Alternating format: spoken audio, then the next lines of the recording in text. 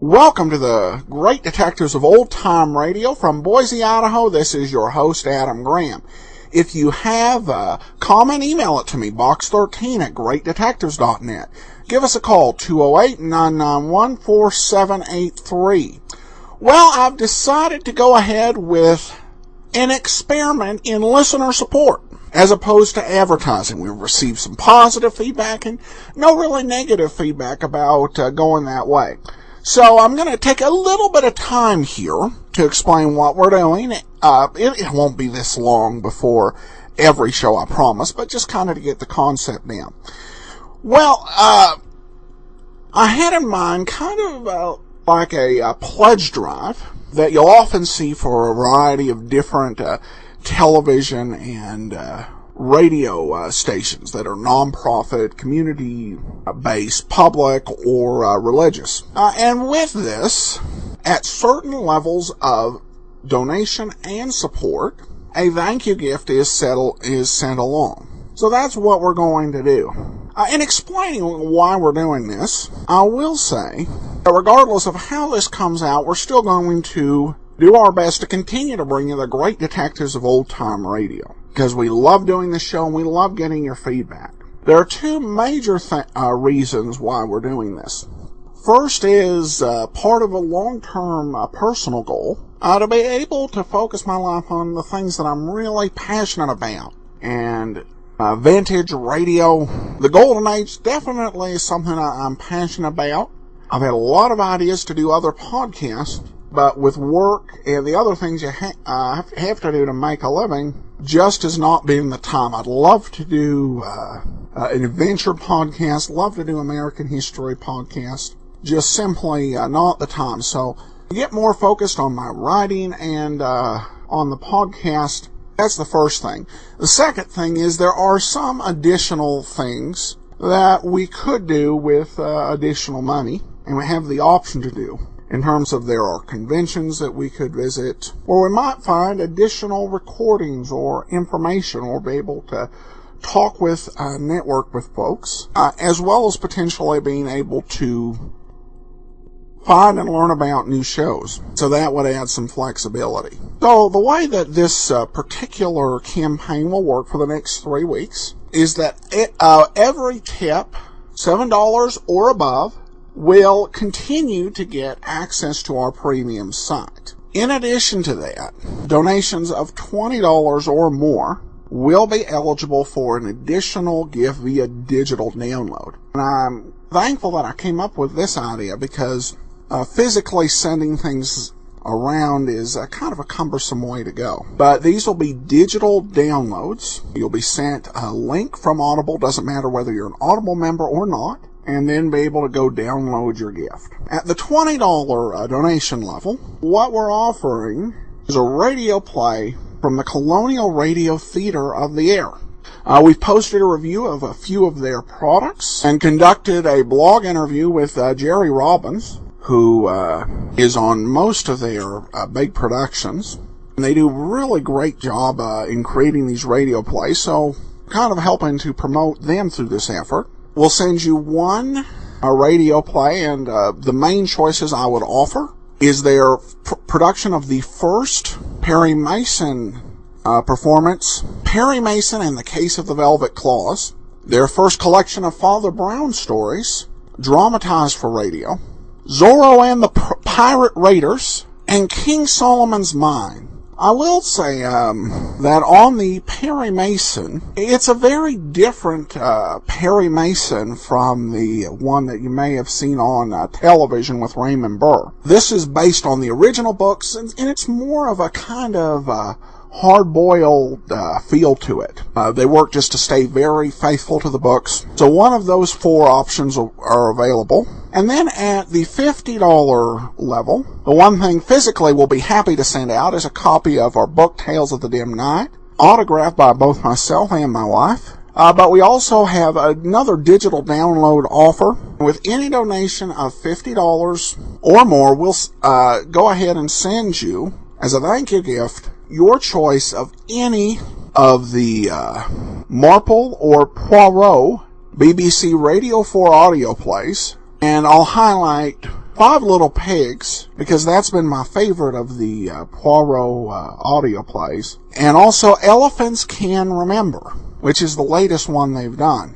And then at the $100 level, we'll send you a gift certificate to radioarchives.com, which will be sufficient to buy any of their digital download radio sets. And they have so many great classic radio programs available, some of which are not easily obtained elsewhere. But even those that are more easily obtained, the sound quality on there is kind of luxurious. They really did a great job on restoring the sound on all of their projects. They sound like they were recorded last week rather than 60 or 70 years ago. And so you'll be able to enjoy one of those sets with a donation of $100 or more. You can also choose from something else that's on the site that you might want as well. If to support us, go to support.greatdetectives.net and make your pledge today. There is a limit of 1 item in addition to the premium membership per tip. Here now is today's episode of Barrie Craig, Death of a Private Eye. William Gargan stars as Barrie Craig, confidential investigator.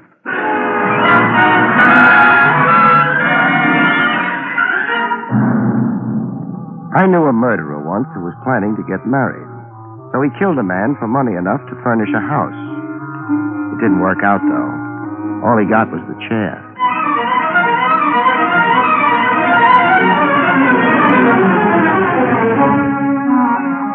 The National Broadcasting Company presents William Gargan in another transcribed drama of mystery and adventure with America's #1 detective, Barrie Craig, confidential investigator.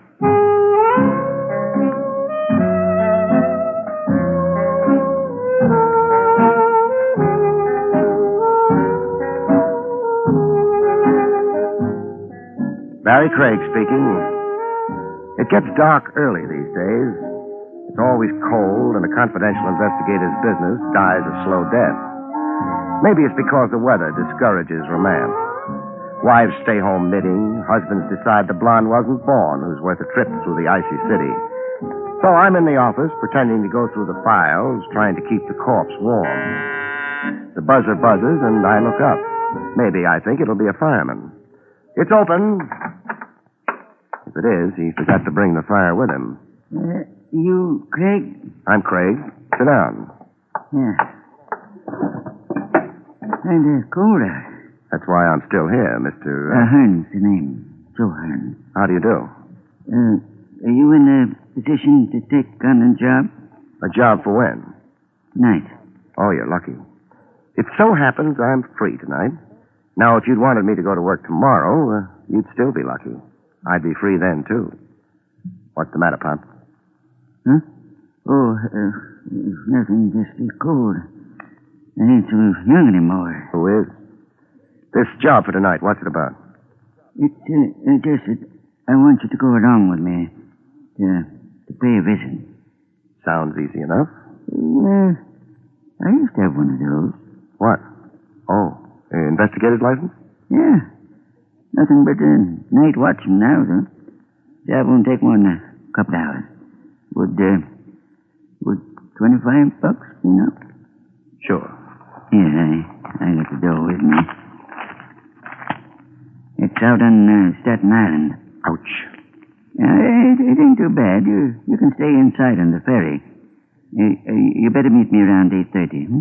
Okay. Down in the Bay Drive corner, Western, 8:30. Place we're going to is maybe a 5-minute walk from there. Bay Drive and Western, 8:30. Yeah.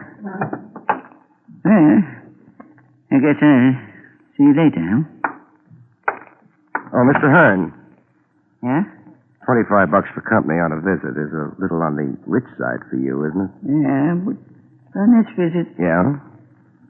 I want to make sure I don't get killed.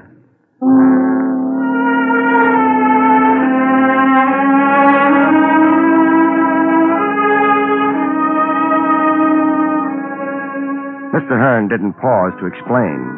I started after him, shrugged my shoulders, went back to the desk, and put my files away. A client's got a right to his privacy. I wondered how I'd like being a night watchman if I ever washed up as a private eye. I decided I wouldn't and headed for a hamburger joint instead of a steakhouse for dinner.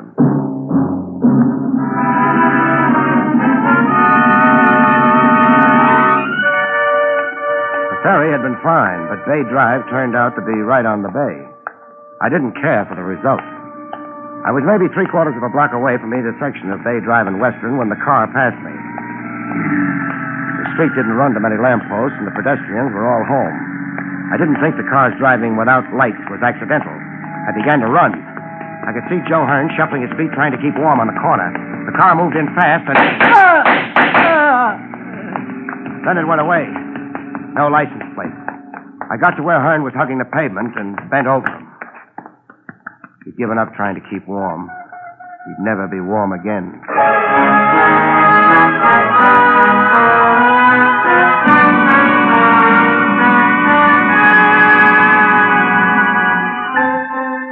Bay Drive ran parallel to the water.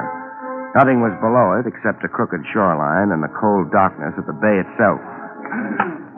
I'd flagged a passing car and had the news phoned in. After a while, Joe Hearn had a spotlight on him. The undivided attention of a half a dozen cops and a nervous intern. Joe Hearn wasn't particularly interested. Barrie? Welcome to Staten Island, Lieutenant Rogers. Thanks. I could use a red carpet for a windbreak. Hearn hired you to help him pay a visit. To whom? Me, I would have said to who? That's an interesting sidelight on your grammar. Doesn't tell me anything, though. That's because I don't know anything.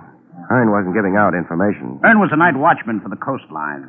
He worked in one of their warehouses. Near here? Half an hour's walk. No help there. His date was closer. His date has been canceled.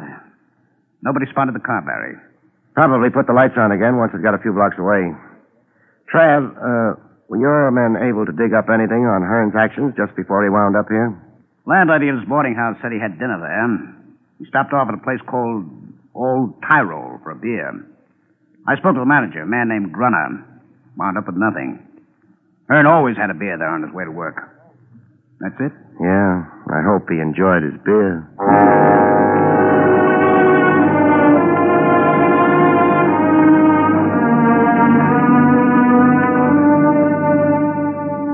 They finished with the chalk marks and the flashbulb. Hearn wasn't a heavy man. I had no trouble rolling him onto a stretcher and taking him away. The last I saw of him was a pair of tired shoes. The right one had a hole in it.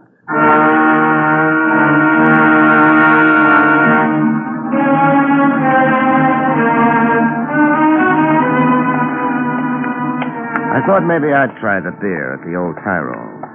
I wasn't fooling anybody. The $25 in my pocket was bothering me. I hadn't earned it. The place was full of people. The waiters were girls dressed in costume. I suppose their bare knees improved the customers' appetite. I hoped nobody would start yodeling. Good evening, sir. You want a table, maybe, huh? Well, I'm looking for Mr. Gruner.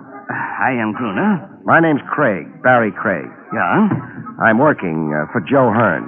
But the man is dead, no? I'm still working for him. I'm a confidential investigator. It is very sad what happens to Mr. Hearn, but I have already told the police everything I know. Suppose you tell me all over again. I do not know exactly what the confidential investigator means, but I am a friend of the police captain here in the district. That's nice. He would not like it that I am disturbed. Hearn didn't like trying to breathe through the blood in his lungs. You do not make yourself very pleasant. I will not talk with you more. No? Please, you will let go of me. How many murdered men have you ever looked at, Mr. Gruner? I say you let They're go. not pretty. Mostly they die with their eyes open. Killer's got so little time he doesn't bother shutting their eyes. Yeah, but And what you see in a murdered man's eyes isn't pleasant, Mr. Groner. There's nothing much anybody can do about it except turn up the killer. That's what I'm trying to do. I understand. I wish to help, only... Yeah. You own this building? Yeah. Coming, I noticed it had 2 stories. What's upstairs? More restaurant? No. It is storerooms and things like that. Things like that. Mind if I take a look? Why do you wish that? Maybe I'm thinking of retiring and opening a restaurant with storerooms upstairs. It is closed upstairs. I cannot permit you... Never mind. Yeah. Now, if you'll excuse, I go to work. But, perhaps you will be a guest of the management, huh? The Wiener Schnitzel here is very good. So's the beer, I understand. No, thanks. For some reason, I can't think of what it is exactly. I haven't got an appetite. Good night, Mr. Groner.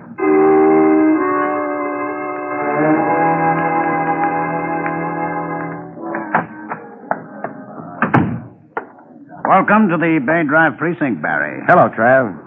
How's the beer at the old Tyrol? What makes you think I've been there? We've met before. You're bothered about Hearn. Sure. I owe him $25 worth of investigation. Uh-huh. Worrying about money? What else? I won't tell anybody you're sentimental, Barry. Thanks. I'll keep quiet about your reading books. That makes us even. What'd you find out, if anything, at the old Tyrol? Nothing. You? You gave us the fact that Hearn was a private eye once upon a time. So? Reason he quit was because the commission revoked his license. They must have had a reason. They had. A good one? Not too good, but they couldn't help themselves. Happened around 10 years ago. You going to talk without prompting? The way it went was Joe Hearn had an office downtown, on the waterfront. Had a lot of jobs for shipping outfits. Was doing pretty well. Until he testified against a man named Pete Solder. They had a law then about testifying against men named Pete Solder? The charge against Solder was smuggling. His lawyer brought in a lot of witnesses. In the higher income brackets, Barry. That made them good witnesses? Well, it helped. The case against Solder was shot full of little holes. Hearn almost got himself charged with perjury. Was Solder guilty? Sure. Ran gambling houses, too. He was deported a few years later. But at the time of the trial, his guilt couldn't be proved. So Hearn had his license taken away. Was that or a perjury charge? Tramp, let me have a list of the witnesses that testified for Solder, huh? Yeah, I've got it here. Thanks. Grunner isn't on the list. No. Thanks, Tram. You leaving? Uh-huh. And going where? Back to the waterfront. Got a lead? No. But you're going anyway. All for $25? No. I keep remembering Hearn's shoes. What about them? They had holes in them.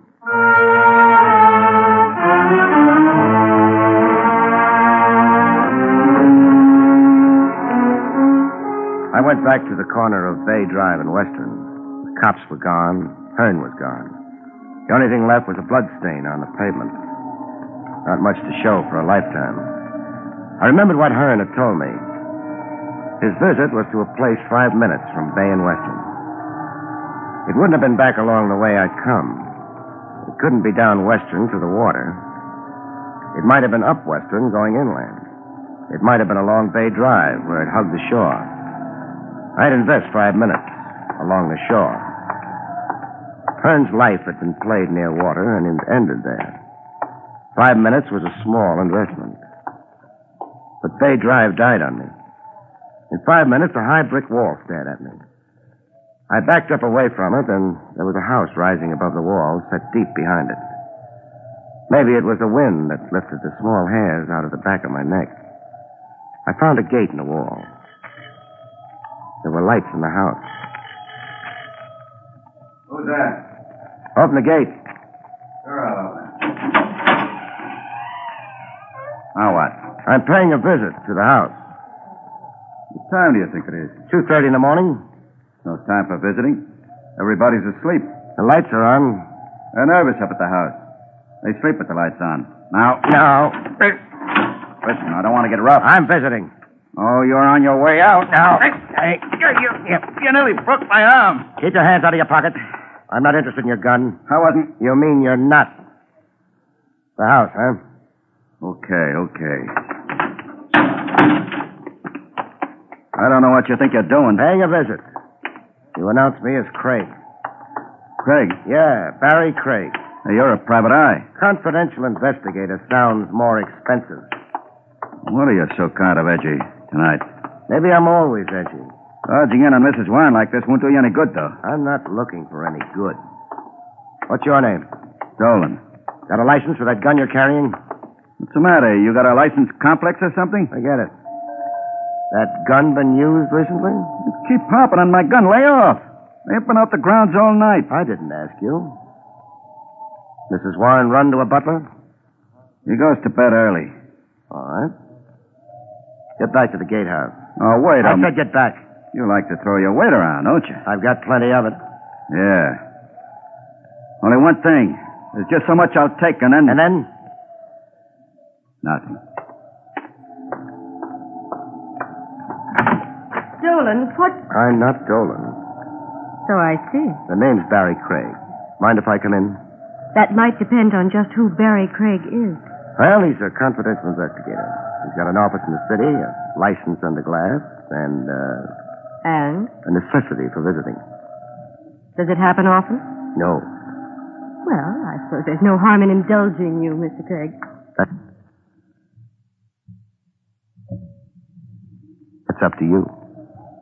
Would you go away if I asked you to? No. Come in, Mr. Craig. It's a strange hour for a visit, Mr. Craig. You're up, Mrs. Warren? I keep strange hours. Why did you come here? A man named Joe Hearn was shot to death a little while ago. Oh, but... He was a private eye once upon a time. More recently, he's been a night watchman. Right now, he's dead. Well, I'm sorry about that. I suppose investigators are all fine men. They bleed when they're shot, and when they've bled long enough, they die. That was hardly necessary. People don't always realize. Big house you've got here. Yes. Around 8:30 tonight, you were where? I don't really see why I should answer your question. Do you mind answering? Of course not. Then, 8:30, I was here. I may have been reading. alone? My husband's dead. Oh. The butler goes to bed very early. But of course, there's Dolan. There's always Dolan. The grounds run right down to the water's edge, don't they? They do. You're a beautiful woman, Mrs. Warren. Thank you. Beautiful and rich. Why did you let me walk through your front door? Meaning that I didn't have to? I'd put it that way. But perhaps I wanted to. Was it my hand-tailored suit or my polished manners? Your polished manners. Or perhaps the hat you're wearing. It's still on your head. In the trial of a man named Pete Solder a number of years ago, another man named Thomas Warren testified on Solder's behalf. Thomas Warren was my husband. I know. Thomas Warren's testimony helped a private investigator named Joe Hearn lose his license. Oh, we're back to that. We never left it. It was that Joe Hearn who died tonight. What possible interest could I... Solder knew lots of people like the Thomas Warrens. He must have had something. I hardly knew him. You must have been what, 18 at the time? A few years older when Solder was deported? Did you still hardly know him then? I'm trying to understand why you're asking me these questions. Hearn was killed a few minutes after he left a restaurant and bar called the Old Tyrol. It's run by a man named Gruner. He keeps his supplies upstairs behind drawn blinds and with the lights on. I know nothing about the Old Tyrol or a man named Gruner. Mr. Craig, why don't you take your hat off? Why should I? Perhaps because I want to see what your hair is like. I'm not a cop. Those rooms upstairs at the restaurant could be used for gambling. I wouldn't be interested. Except that Pete Solder ran a string of gambling houses. You're very stubborn. I'll take it off for you. This is pretty quick, isn't it? You're very real, Mr. Craig. Very real and disturbing. I still think it's pretty quick. You underestimate yourself. The world's full of little men, half-men. You're exciting. I'm not buying. What? It's a nice performance, but your price tag's showing. Well, you... No. Oh, my wrist. All right, just as soon not be slapped. Not even by a beautiful woman. Let's get back to the gambling houses. If you don't mind, I'll show you to the door. You mean he's had time enough by now to get away? Yeah. Too late. The car's gone. Very nice, Mrs. Warren. Would you please leave? You stalled me just long enough, didn't you? To let him get out of here. I don't know who you're talking about. No? But Hearn did, Mrs. Warren. Hearn did.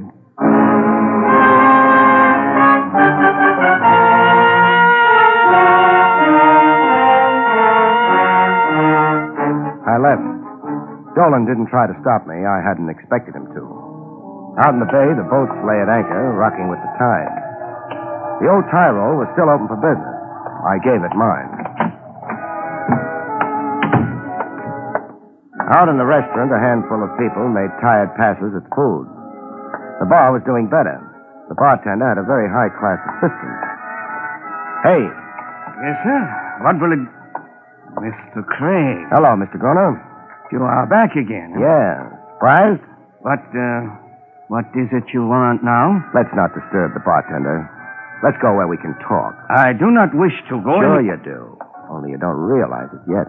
I still say... Groner, you know where I've been? It is not my business. I've been visiting Mrs. Warren. It means nothing to me. Who is Mrs. Warren? A lady with a lawn sloping right down to the shore of the bay. So? Yeah. We, go to my office. Fine. He's upstairs. No objection. Right up among the storerooms, huh? Store? Oh. Yeah. You didn't hit those yeahs hard enough. What you really mean is that you're closed up for the night. Upstairs. You say things which I do not understand. Never mind. My, office is here. Very pretty. You do not come to admire my office. Mr. Craig, what is it you wish to say to me? How well did you know Joe Hearn? I hardly knew him at all. He stopped in every night for his beer. It must have been more than a casual thing. No. The cops know better. Well, what I meant is that, of course, I knew Mr. Hearn, but not very personal, you understand. I understand. You served him his beer tonight? Well, yeah, an old customer. And while he was drinking that beer, what did he tell you? Nothing, except how the weather is and... Yeah? And that is all. A couple of boys chatting about the weather. No, Groner. What do you mean, no? I don't like your answer. Please, I'm not being brutal, just making sure you stay with me. Groner, what did Hearn tell you tonight? I'm not well. Please. You're just beginning to feel sick. It'll get worse, Groner. I am not concerned. I'll tell you what you and Hearn talked about. Hearn mentioned the fact that on his way to work, he always passed the Warren estate. He told you that when he passed it last night, he saw someone go in that estate. Someone whose face he had a very good reason to remember. Isn't that what he told you? No, I swear to you. No? Why deny it with such excitement, Groner? Why swear to me? Because you know what it means, don't you? That's why you're so anxious to get out of it, isn't it, Groner? I say nothing. Let's go back to storytelling. Hearn told you that. He also told you he was going to pay a visit with a private eye. Me. Although he wasn't mentioning names, was he? No. Don't be so anxious to agree with me on unimportant things. Hearn finished his beer and left. And what did you do? Nothing. Nothing except make a little phone call to a lady, Groner. Yeah. They've got a funny law. Roughly, it says that if you know about a murder and don't talk, you go to the chair right alongside of the man who actually pulled the trigger. I know about this. Maybe you think it's unfair. You'll go right on thinking that until they shoot the high voltage through that fat body of yours. I know nothing. You phoned Mrs. Warren. You passed on what Hearn had told you. Maybe I did. It is not against the law. What did you think would happen with that information, Groner? What do you think did happen? It is not of my doing. They got to Hearn before I met him. He didn't die very pleasantly. I'm angry about that. Please, Mr. Craig, you are hurting. Try breathing with lungs full of blood sometimes. That hurts more. Who did Hearn tell you he saw entering Mrs. Warren's estate last night? You let go of me. I tell you. Thanks. I wish that it is on the record that I did not know what will happen. It'll be on the record. Now stop washing the blood off your hands and talk. All right. Then I speak. The men Hearn sees who goes into the Warren estate. Get out! Rona! Nice shooting, Dolan. Come out from behind that door. I've had a bead on it since we came into the room. The angle's wrong for you. Come out from behind that door, Dolan. Okay. Hold it. Drop the gun. Now, keep coming. Hey, what? I said keep coming to me. Or do you want to find out if I shoot straight? Oh. I'll keep walking. That's fine. Now stop. Turn around. Back to me. Face that door you just came out of. Yeah. Now, you start back to the door, Dolan. What's the idea? One dead private eye is enough for tonight. So we play it this way. Start walking. I'll be right behind. So if anybody gets nervous and starts shooting, I'll see to it that you don't fall down when you get shot. You can't do this. I'm doing it. Keep walking. But he'll shoot. The boy in the room you came out of? That was the idea, wasn't it? You were coming in. I was supposed to think you'd been alone. I wouldn't be watching the next room. I'd make a nice target. But I like you better as a target. No. Kick the door open all the way. Okay. Yeah. Better. Much better. Hold it, Dolan. As for you, you can try shooting it out with me. Not much of a chance for you, though. Or you can drop your gun and hope. You may stay alive a little while longer that way till a jury gets around to you. What will it be, Mr. Solder?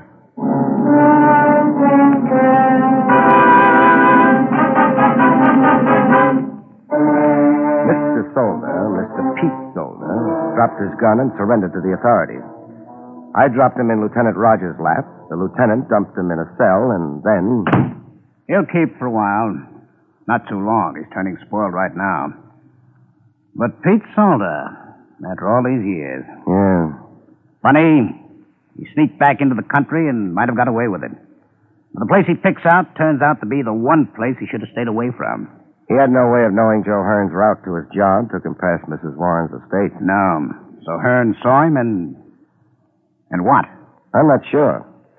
He wanted me to come with him when he visited the Warren estate. He wouldn't tell me why.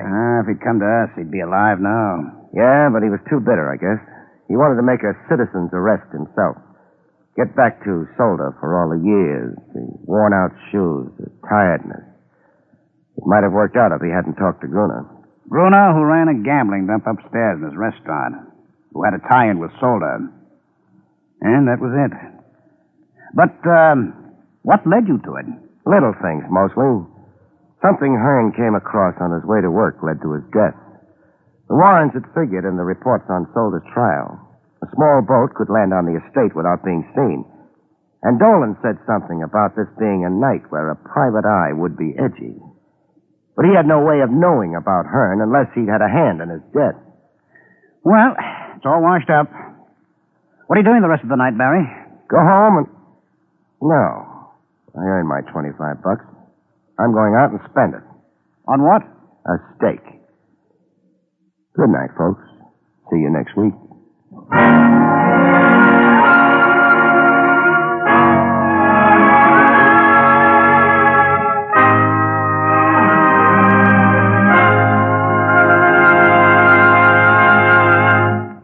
You have been listening to William Gargan in another exciting transcribed mystery drama from the adventures of Barrie Craig, confidential investigator.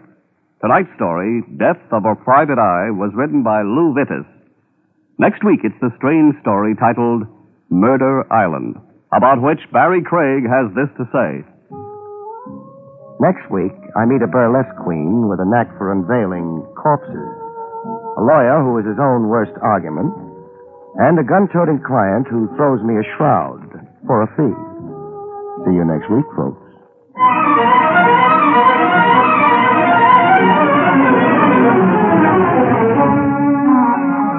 Featured in the role of Mrs. Warren was Fran Collins.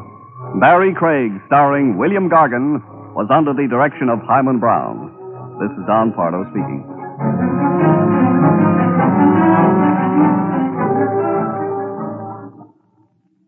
Now enjoy Meredith Wilson's Music Room on NBC.